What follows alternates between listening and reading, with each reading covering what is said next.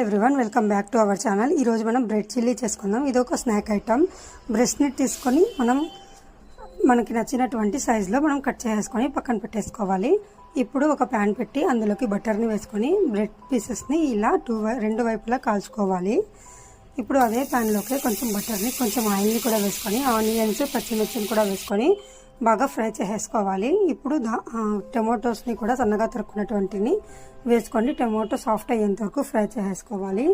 ఇప్పుడు పచ్చిమిర్చి, ఇప్పుడు కారం, అలాగే టర్మరిక్ని కూడా వేసుకొని బాగా ఫ్రై చేసేసుకోవాలి. ఇప్పుడు టమాటో కచప్పు అలాగే సోయా సాస్ని కూడా వేసుకొని బాగా ఫ్రై చేసేసుకోవాలి. ఇప్పుడు మనం రెడ్ చిల్లీ సాస్ని కూడా వేసుకొని కొంచెం సాల్ట్ని వేసుకొని కొంచెం బాగా ఫ్రై చేసుకొని కొంచెం కొత్తిమీరని కూడా వేసుకొని బాగా కలుపుకోవాలి.